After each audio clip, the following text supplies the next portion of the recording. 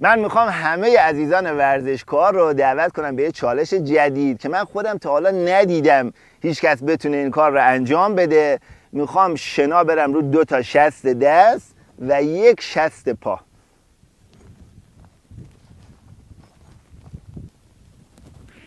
نشد. اوه رفتی که آجی گیره. دیگه بعضی وقتا اینجوری میشه دیگه. یک بار دیگه من میرم دیگه نشد دیگه. بریم حرکت بعدی. آره. ای بابا ای بابا. رفتیم عزیزم. من همه ورزشکارا رو دعوت میکنم به یه چالش جدید که من خودم ندیدم حقیقتا هیچ کس بتونه این کار رو انجام بده. میخوام شنا روی 2 تا شست دست و 1 شست پا انجام بدم.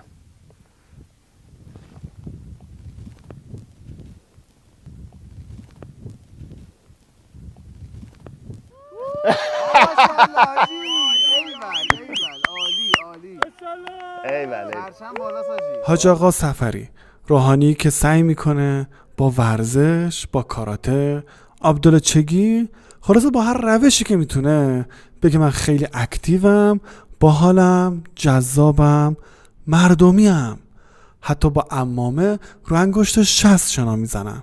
اما حاج آقا بعضیا میگن شما روحانیون بهتره برید تو حجره هاتون، برید سراغ دفتر کتابتون درستون رو بخونید، نهایت هم بیاین تو جامعه همون امر به معروفتون رو بکنید، ارشادتون رو بکنید.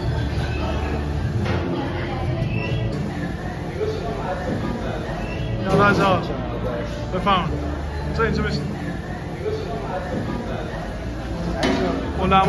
علمای اسلام اومدن.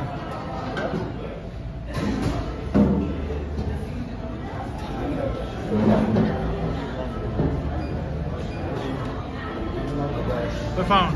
این دختر خانومم وقتی وسط کافی شاپ حاج آقا رو میبینه به وجد میاد. تو چهرهش هم میبینید یه ذوق خاصیه. خب خیلی خوش شانس بوده دیگه. من برم موکا، همیشه میگم موکا چون خودم تو خونه درست میکنم. موکا میخوری؟ اصلا میدونی چیه؟ نه داداش تو میدونی چیه. خدایی هاجی میدونی موکا چیه؟ مگه رفتی تو رو کافه؟ بابا ما آدمیم مثل که. قطعا حاج آقای صفری استثناست، چون هر روحانی که اینجا باشه وظیفه خودش میدونه به دختری که داره گناه میکنه، گناه مسلم شرعی میکنه، بی‌حجابه تذکر بده، ارشادش بکنه. خب مشخصه که همه روحانیون انقدر بیخیال نیستن. بعضیا ولکن ندارن، در واقع ولکنشون اتصالی داره. و البته در اواخر فیلمم به شاخ ول نکنای روحانیونم میرسیم. الان داری از من فیلم میگه. خب سکه با یارو اگه فهمید آره. سلام خوب هستی؟ سلام. ما داریم یه مصاحبه ضبط می‌کنیم. کار دانشجو. نه بفهم. داریم یه مصاحبه ضبط می‌کنیم. ما اگه یه چند دقیقه تایمتون رو بذارید در اختیار ما ممنون میشیم ازت. حالا حاج آقا من نگاه کنی گناهشه. این دختر خانومم انگار نگران آخرت حاج آقاست که مبادا حاج آقا به گناه بیفته. حالا که حاجی اومده تو کف جامعه، شاید من باب مصلحت یه گناه کوچولو هم بکنه، ولی خب بهترین فرصتی که بفهمه تو کف جامعه چه خبره، مردم درباره روحانیون چی فکر میکنن، درباره حکومتی که بعضیا بهش میگن حکومت آخوندی. راحت باشین خواهش. نه بفهمم بابا چه مشکلی. نه بابا این فکر. راستی بذار همینجا نظر امام خمینی رو درباره حضور روحانیون در حکومت هم بدونی. ما اون روز خیال میکردیم که در این قشرهای تحصیل کرده و متدین و صاحب افکار افرادی هستند که بتوانند این مملکت را به اون جوری که خدا میخواد ببرند، اونطور اداره کنند. وقتی دیدیم که نه ما اشتباه کردیم، آمدن بعضیشون خودشون را به ما جا زدند، ما هم که غیب نمیدونیم. در واقع امثال همین بنی سعد بودن که کار خراب کردن، چون ظاهرا از اول قرار نبود که روحانیون تا این حد تو مناصب اجرایی هم ورود پیدا کنن. موقتاً تا اون وقتی که این کشور را به غیر روحانی میتواند اداره کند، آقایون روحانیون به ارشاد خودشون و به مقام خودشون برمیگردند و محول میکنند دستگاه‌های اجرایی را به کسانی که برای اسلام دارن کار میکنن. البته امام خمینی گفتن موقتاً. حالا این موقتاً چند سال میشه نمیدونم. آقا شما مشکل ندارید با پوشش ایشون؟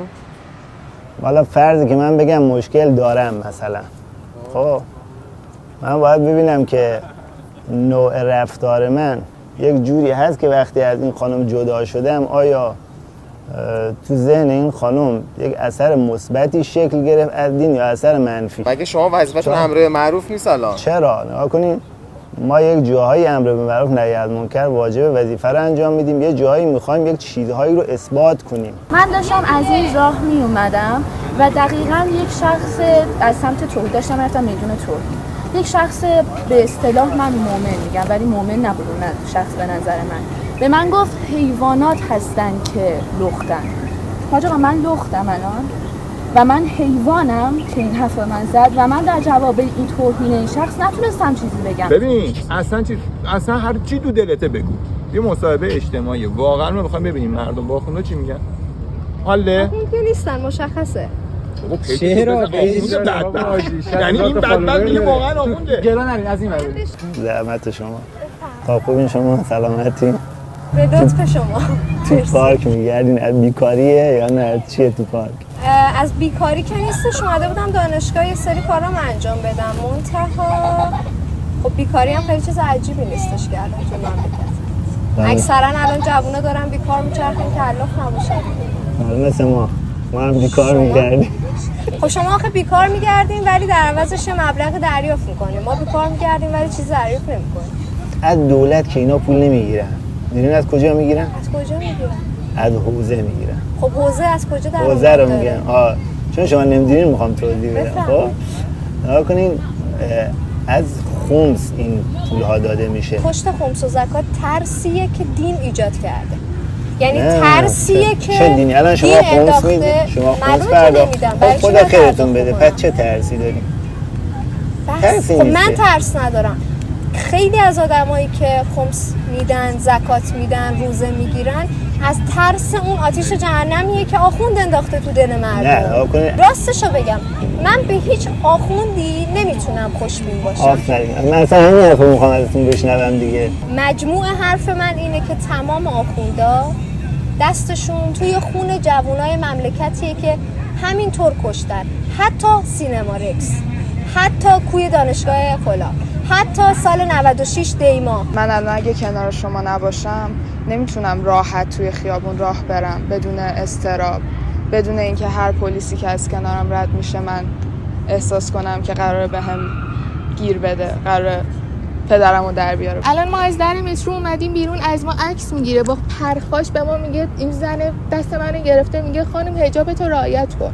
من بیشتر جری میشم که این لچک رو نندازم.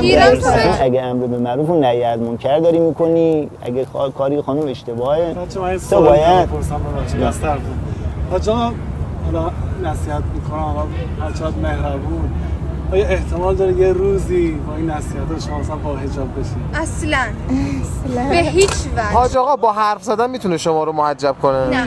چی کار کنه محجب شی؟ هیچ کاری.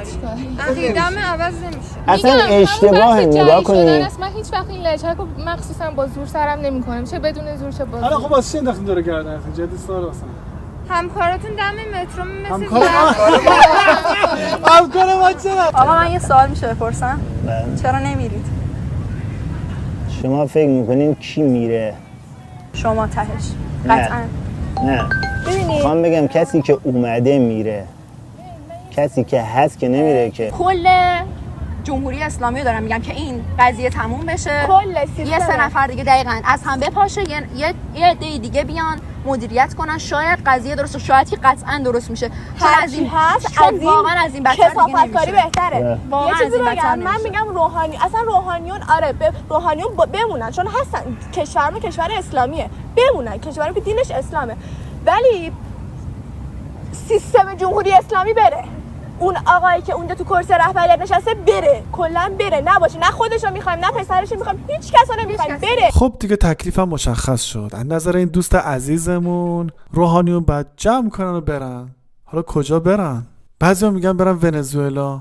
ولش کن. حالا بذار یه جایی رو بهت نشون بدم که کف کنید. ببینید که آقا یه عده واقعا رد دادن، یه عده گفتن که آقا جون ما نمیخوایم حرف هیچ کیو گوش کنیم، آزاد و رهاییم.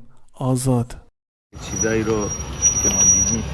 سلام علیکم. ارادت خسته نباشین. حال شما. فدای شما. زنده باشین. نگاه این شیشه مدوف دیگه یعنی اینقدر طبیعیه. شما ببین اصلا خیلی طبیعی. من میخوام بگم که حالا خودکار نوشته اونایی که دارن، اگر پول دارن، اگر ثروتی دارن، همین آزادی ها براشون هست، یعنی هیچ محدودیتی نداره، چه لحاظ مکانی و چه لحاظ حالا چیزهایی که میخورن. و کنار ساحل هم که شما دیدین دیگه، ما اصلا رومون نشد که بریم اونجا. میخوام ما دور فیلمایی گرفتیم حالا. من میخوام بگم یه سری از محدودیتایی هست فقط مال تو شهرهای. این یه پدیده منحصر به فرد در ایرانه. امر به معروف طبقاتی. شما پول داشته باش، امر معروف نمیشی و آزادی.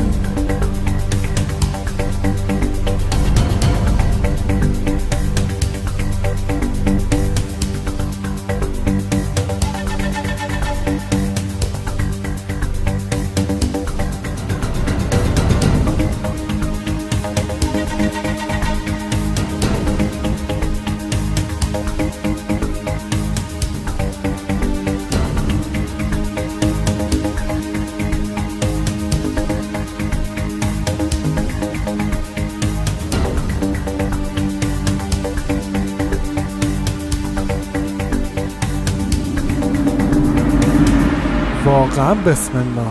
چی شد یه عده اینجوری رد دادن؟ چی شد این همه امر به معروف و خواهرم حجابت و حجاب محدودیت نیست و مسئولیته؟ برعکس جواب داد. هر روز میاد امر معروف هر روز ما تاثیر داره، یعنی مثلا ما میخوام مردم امر معروف ما رو اذیت میکنه صداش. یعنی شما رو اذیت میکنه. آدم‌ها با حجاب میشن. مردم چی؟ مردم اذیت میشن. مردم والله مردم بپرسید ما رو چون صداش اذیت میکنه نه حرفاش. اون حرفا هر روز هم میزنه. دخترانشون گررند و چادرشون سلام. نمیدونم شاهان اینقدر لذت نمیبرن که دختر از چادر میبرن دیگه حفظ شده. آره چون هر روز میگه، چون هر روز همینا رو میگه. دخترم تو با این چادر زهرایی با کلاسی. با کلاس بودن یعنی چی؟ یعنی جوجه رو آخر پاییز میسپرن. روز قیامت معلوم میشه که کی برنده بوده. اونایی که با حجاب بودن، اونایی که چادری بودن، اونایی که رنگ عطر زهرا رو داشتن، اونها به اصطلاح معلوم میشه که برنده هستن.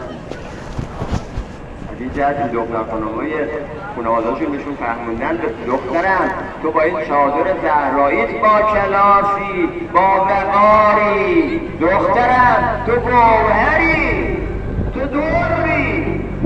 دختران درند و چادر چون صدف.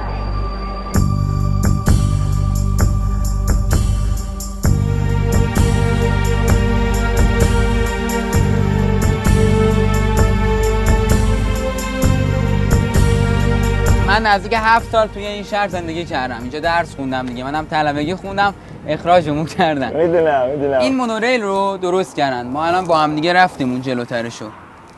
دم حرم که میرسه، حاجی دقت بکنید ستوناش مستقیمه. یهو این ستون مستقیمی‌ها آره دیدم کج شده. یهو کج میشه. به راست. اینا می‌خواستن مستقیمه رو برن. از یه بخشی از حرم رد می‌شدن.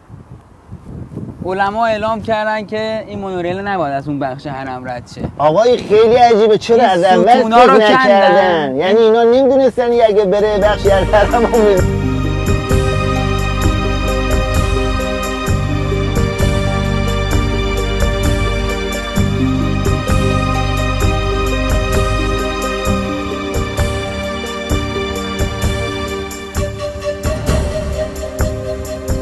حاجی الان شما اینجا رو ببین، مونوریل از قبل از حرم اومده، دم حرم که میرسه متوقف میشه، نه ستونی هست نه هیچی.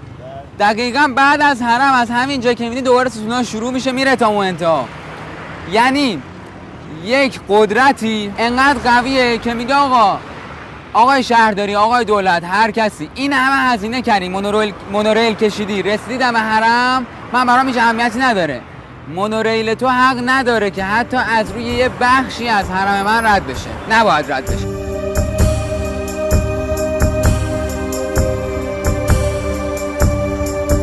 سینه رو برو بیار بابا جان.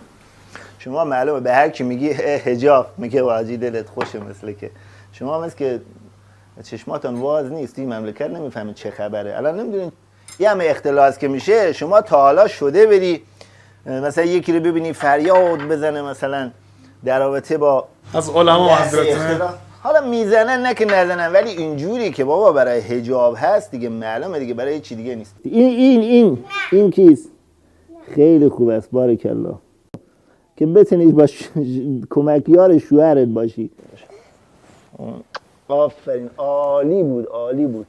اصلا نگاه بذار به قول مشهدی، من یک چیزی برد از حرفای رهبر بگم که تو کفش بمانی. واستا میگه امر به معروف و نهی از منکر حوزه‌های گوناگونی دارد که باز مهمترینش حوزه مسئولان است. مهمترین مسئله که در رابطه با امر به معروف و نهی از منکر هست، امر به معروف نهی از منکر مسئولانه. حالا که مهمترین حوزه امر معروف حوزه مسئولانه، بذار منم چند تا از ناگفته های مسئولین رو نشونتون بدم که بفهمیم که چی شد کار به اینجا رسید. کجا بود که علما سکوت کردند و حرفی نزدن که حالا هرچی هم میگن دخترم حجابه دیگه کسی گوش نمیکنه. این برجک‌ها چیه آقای حسن آقا؟ اینا دور تا دور کاخ از این برجک‌هاست دیگه. آقایون که میاد اینجا یه چیزی میذاره، قناعت میذارن که کسی خدا نکنه نزدیک نشه. بعد از اینکه شاه و اطرافیانش فرار کردن، نتونستن همه چی با خودشون ببرن. یه چیزایی موند اینجا مثل کاخایی که توش عیاشی میکردن. قانون کشورمون میگه که کاخا باید موزه بشه، درس عبرتی بشه برای بازماندگان. چه هلیکوپتر نمیشه از بالا نشون بدی؟ پیدا سالن چه هلیکوپتر اینا وسط تصویر. مثلا کاخ لطیان با اون موقعیت استراتژیکش دست ریاست جمهوریه. و همون خاطره معروف اسکروی آب هاشمی و دخترش فائزه یادتونه دیگه، یا کاخ کلاردشت تو زیباترین نقطه کلاردشت با اون ویو رؤیاییش، اونم دست ریاست جمهوریه. حالا بیا برگردیم به همون کاخ دیزین. شما گفت اینجا کاخ شاه، ما اومدیم اینجا ببینیم چه خبره. آره ما مهمون آقایون بودیم. حالا شاید آقایون ما رو ببینن دوست داشته ما رو دعوت کنن.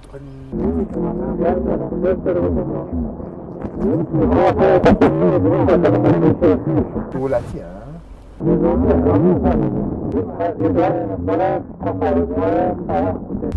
سلام آقا. سلام علیکم. ما الان رفتیم اونجا که بریم یک سر بریم یک دوری بزنیم ببینیم چیه، راهمون ندادن.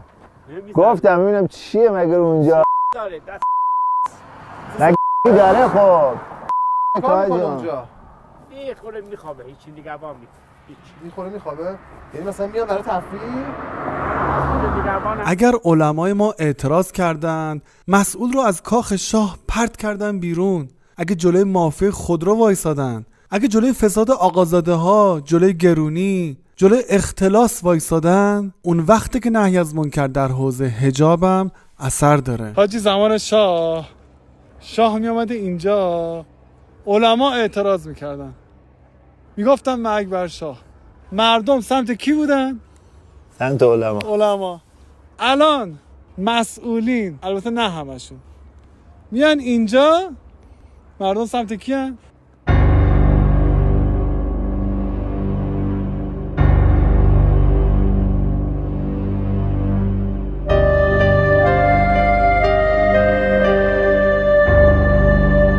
بیا بریم سراغ گل سرسبد امر به معروف در کشور.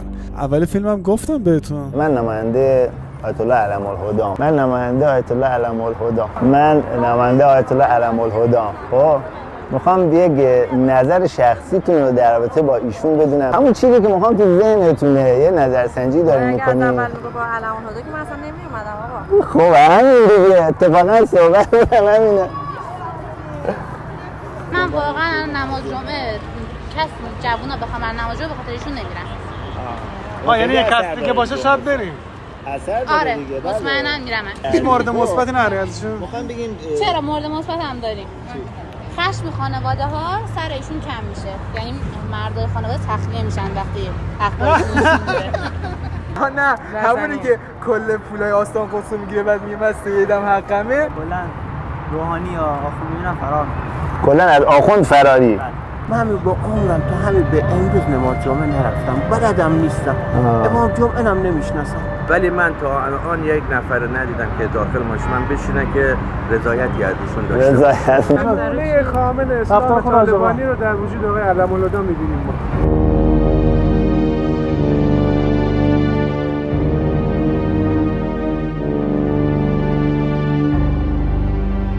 آقای علم‌الهدی شبا هر شب قبل از نماز صبح یکی دو ساعت قبل از نماز صبح میان اینجا و نماز شب و یه مناجاتی دارن. قصد داریم که بریم انشالله از نزدیک و صحبت کنیم. اون تا اطرافشون چون محافظ زیاد دارن 4-5 تا محافظ فکر کنم حداقل دارن و تصویر که حتما نمیتونیم خوب بگیریم. آقا من مستندسازم، ساعتان بازی دارم ضبط میکنم. این سوالی که توی مجازی رو اینا میپرسن میگن چجوریه که حاج آقا یک موقوفه رو گرفته خودش اصلا این مدیریت نمیکنه، داده وکالت به کسی دیگه ای 50% سال میگیره. موقع مسئول اجرا متقدیش منم، حقا دولشم به من تعلق داره، بنده حقا دوله چیکار کردم؟ من 50% دست اوقاف دست ما نیست، کاده میگه کارا اوقاف این همینجور بنای مرض دارم. خب دوستان عزیز، همینطور که دور این ساعت با قدمت 150 سال میچرخیم، دیدیم دیگه حاج آقا گفتن یه حق التولیه بهشون میرسه. اونایی هم که این حرفا رو میزنن مریضن. حالا اینکه موقوفه مسجد گوهر شد بیش از 1000 هکتار زمین داره، کلی اموال داره، ماهی هم میلیاردها تومان درآمد داره، این که چیز خاصی نیست. یک تذکر دیگری که بنده بارها قبلا هم گفتم این رو، از ورود در فعالیت‌های اقتصادی اجتناب کن. اگر در بین روحانیون کسانی بودن که در یه موقوفه‌ای در یه فلانی ارتباط داشتن نتوانستن، عقب موندن، وارد مسائل اقتصادی مطلقاً نشد. رهبری صراحتا گفتن که ائمه جمعه وارد مسائل اقتصادی نشین، موقوفه رو دستتون نگیرید. تو جامعه ما امروز به این شکلی که بی‌حجابی داره توسعه پیدا می‌کند، مجلس میخواد کنار بشینه نگاه کنه، نمایندگان مجلس میخواد بی تفاوت تماشاگر باشن، قاطعانه باید بیان وسط میدان.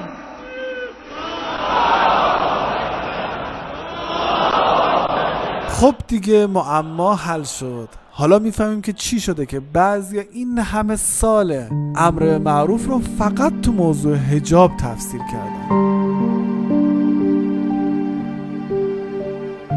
بعضی تصور میکنن امر به معروف و نهی از منکر منحصر میشود به این که انسان به فلان زنی یا فلان مردی که یک فرع دینی را رعایت نمی کند انسان تذکر بدهد. البته اینها امر به معروف و نهی از منکر هست، اما مهمترین قلم امر به معروف و نهی از منکر اینها نیست.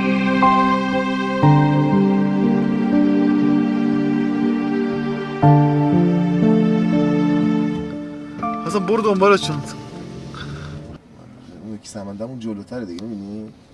اون سمنده که ما مخفیش توشه. ما مخفی سمند جلویی است. اون جلو اون تره، اون به پشت همین می‌بینی. ها مخفی با ماشین خودش اومده یعنی؟ یه ماشین خانومم رفت. آره اینم که یکی داره بودو از ماشین اومد بیرون، می‌بینی؟ یکی داره میاد بیرون، می‌بینی؟ آبیه رو جفت دو تا ما مخفی ان دیگه. آبی و مشکیه دو ما مخفی ان. آره. حاجی احساس می‌کنم دارن باند قاچاقو میگیرن. آقا سلام. آقا شما مال آگاهی هستین؟ نیروی انتظامی؟ خب من میام سوارشم دیگه. خب تا میام بگیرش. بیا تو ماشین بدو. خب دوستان نگاه کنین اون دختره اونجا بی حجاب، می‌بینی؟ بره سوار ماشین بشه، این مأمور اونجا عکسشو میگیره. ایناش تا دنبالش که عکسشو بگیره. دقت کن دوستان، این مأمور مخفی، اونم خانم بی حجاب. نه که حجابش هم خوبه که. نه کلا گذاشت، کلا سرش نبود. من دیدم. دیدی کلا سرش نبود؟ من فیلمشو گرفتم رفت دنبال دختره. فیلمشو دارم. حالا در ماشینو باز کرد. فکر کنم مأمور خانم داره پیاده میشه که سوارش کنه. نکن مأمور خانم پیاده شد، دیدی؟ آره خانم پیاده شد. مأمور خانم پیاده شد. دو تا هم هستن. دو تا خانم پیاده شد. دو تا خانم چادری. بابا اینا چادر رو به خدا خراب کردن. مأمور خانم رفت سوار ماشینشون شد حسین. آها مأمور خانم سوار ماشینشون شد. سوار ماشینشون شد. پشت خودشون برن. ماشینشو توقیف میکنن خودش هم میبرن. آره تمام شد رفت. خیلی خوب. برم پلیس رو نگه دارم باش صحبت کنم؟ نه بابا بیخیال. سلام آقا. آقا گشت ارشاد جدیده؟ بگیر آقا از مگه گناهی کردم که عکسامو بگیرم سوال میپرسم دیگه. میگم گشت ارشاد جدیده؟ نه من سپاهی نیستم. حالا قیافم میزنه. سپاهی‌ها رو دوست داری. یه سوال از شما دارم. شما خودت حس بدی بهت دست نمیده مثلا راه میافتید دخترا رو گیر میدی بهشون؟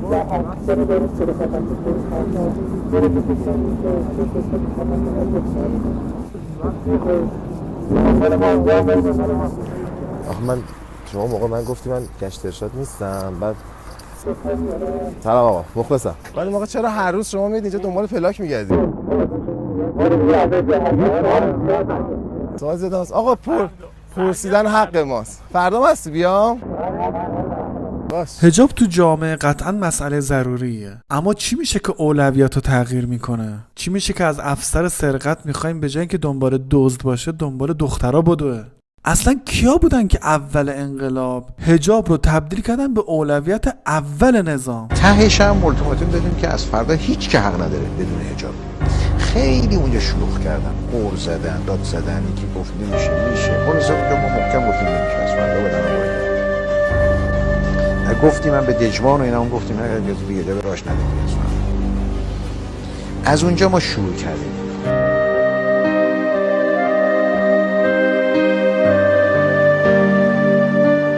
تغییر اولویت‌ها این دقیقاً همون کاریه که یک نفوذی انجام میده. نفوذی معمولاً مستقیما دنبال بیبندوباری نیست، بعضاً حرفای تند و انقلابی هم میزنه. نفوذی شاید با ریش بیاد، با تسبیح بیاد یا حتی با عمامه بیاد. عمامه‌ای که اتفاقاً خیلی وقتا صورتی نیست، اما فقط اولویت‌ها رو تو کشور عوض میکنه.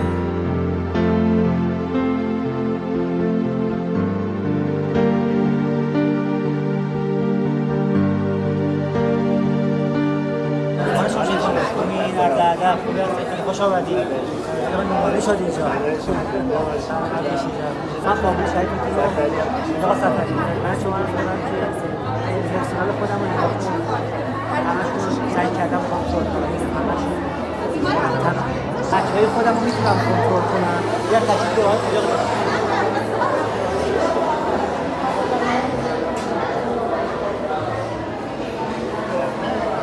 میگم آقا شما که همراه ما هستید ما رو حمایت میکنید ما بابت حجاب ما رو رعایت بکنید دیگه من چه کاری هستم برای که پولم کردم کار نشد که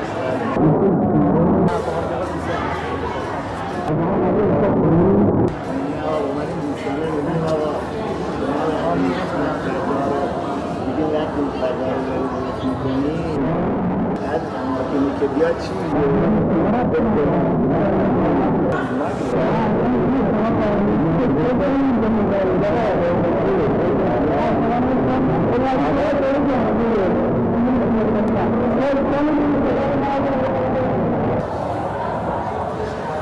توی که میگی آخوندا برن توی که حتی سینما رقص میندازی گردن روحانیون، توی که حتی همین الان تو کافی شاپ نظر یک مخالف رو نمیتونی تحمل کنی، چه تضمینی وجود داره که اگه مملکت دست تو بیفته دیکتاتور نباشی، بی منطق نباشی؟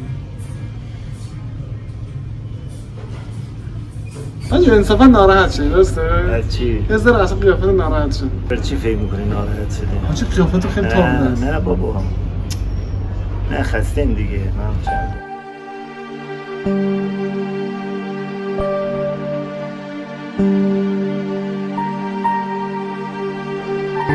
امر معروف و نهی از منکر حوزه های گوناگونی دارد. مهمترینش حوزه مسئولین است. باز یعنی شما باید ما رو امر کنید به معروف و نهی کنید از منکر. امر مردم باید از مسئولین بخواهند کار خوب را، اون هم نه به صورت خواهش و تقاضا، باید بخواهند از اونها